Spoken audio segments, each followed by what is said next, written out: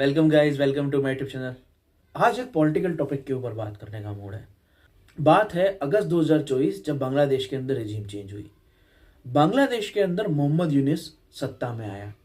मोहम्मद यूनुस का अगर बैकग्राउंड देखें तो वो एक बैंकिंग करने वाला व्यक्ति था जो बहुत सारे डोनेशन अमेरिका की एक पार्टी को देता था। वही पार्टी जो उस समय सत्ता में थी, जिसके प्रेसिडेंट जो बाइडन थे। तो जो Biden, Hillary Clinton, bill Clinton की जो ये पार्टी थी जिसके अंदर ये सब प्रेसिडेंट हो चुके हैं, ये सब उसके लोग हैं, उस पार्टी को ये यूनुस साहब बहुत सारे डोनेशन देते रहते थे।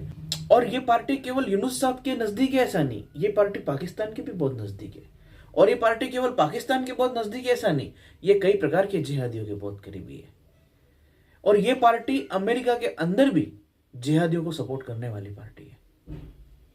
बहुत विशेष दल है ये, और इस दल के लोग भी बहुत विशेष हैं। तो ये जो दल है, इस दल के जो लोग हैं, उनके करीबी मोहम्मद यूनुस अचानक से बांग्लादेश पहुंच जाते हैं और बन जाते हैं कार्यकारी प्रधानमंत्री। उस अगस्त से लेके और बहुत लंबे समय तक हिंदुओं का नरसंहार जारी है। जनवरी फरवरी 2025 तक, 2 अगस्त 2024 से लेके जनवरी फरवरी 2025 तक नरसंहार हिंदुओं का चल रहा है, निरंतर चल रहा है। तो एक बहुत बड़ा ताकतवर मुल्क हिंदुओं को नरसंहार करने के लिए वहां पर सत्ता परिवर्तन करता है, पैसों की मदद करता है और अपने आदमी को बिठाता है जिसका नाम है मोहम्मद यूनुस। अगर हम आगे चलें तो मोहम्मद यूनुस जैसे सत्ता में बैठता है तो जमात इस्लामी जो कि मोहम्मद यूनुस का सपोर्ट कर रही है, और जमात इस्लामी जो कि वहां पे नरसंहार में खुले रूप से शामिल है, वो जमात इस्लामी जो कि पाकिस्तान की बहुत करीबी है। और वही पाकिस्तान उसी बांग्लादेश को एक्सप्लोजिव आरडीएक्स भिजवाता है, बहुत सारे, कई टन। और लिटरली लीगली खरीदा उन्होंने, ऐसा नहीं कि तस्करी से उनके पास आया। उन्होंने पाकिस्तान से एक्सप्लोजिव खरीदा और पाकिस्तान ने एक्सप्लोजिव दिया उधार खाते। अमेरिका ने यूनुस को सत्ता में बैठने के लिए, व्यवस्थित करने के लिए पैसा दिया, सारी शक्ति दी और उसको बिठाया वहां पे। तो हिंदुओं के नरसंहार के लिए पाकिस्तान और अमेरिका मिलकर काम कर रहे हैं बांग्लादेश के अंदर। उसके बाद यही बांग्लादेश तुर्की से वेपन्स खरीदता है और एर्डोगान फ्री में वेपन्स दे रहा है, उधार में वेपन्स दे रहा है, असॉल्ट राइफल और डिफरेंट टाइप के एनिमेशंस और फायरिंग वेपन्स। और वो उसने एर्डोगान से, तुर्की से लिए, मोहम्मद यूनुस ने यानी बांग्लादेश ने, और बांग्लादेश आर्मी उस वेपन्स को लेके और उसके बाद भारत के खिलाफ बयानबाजी शुरू करते हैं ये लोग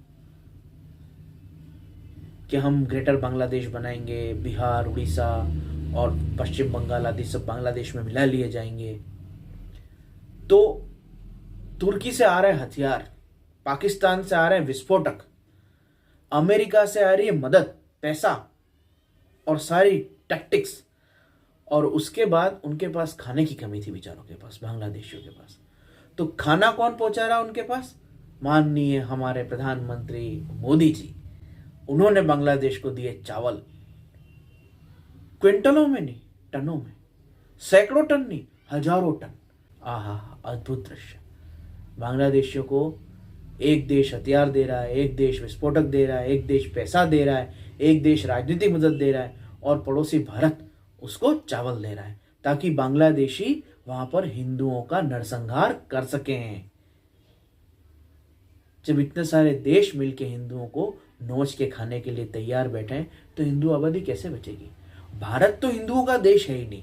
ये देश उन लोगों का है जो हिंदू धर्म की निंदा करते हैं, मजाक करते हैं, रामायण चलाते हैं, मनुस्मृति चलाते हैं, राम जी, कृष्ण जी के अंदर दोष देख के उनको साधारण मानव की तरह ट्रीट करते हैं, उनकी मूर्तियों को तोड़ देते हैं। ये उन लोगों का देश है। ये सेक्युलर संविधान है, ये अम्बेडकर साहब ने बनाया है। भारत देश हिंदुओं का देश है ही नहीं। और ये जो संघार पाकिस्तान में चल रहा है, बांग्लादेश, पश्चिम बंगाल, केरल में चल रहा है, मणिपुर, असम में चल रहा है, कश्मीर में चल रहा है, वो संघार धीरे धीरे दिल्ली केंद्र तक आएगा। भारत की हर गली में हिंदू मारे जाएंगे और कोई नहीं मारेगा।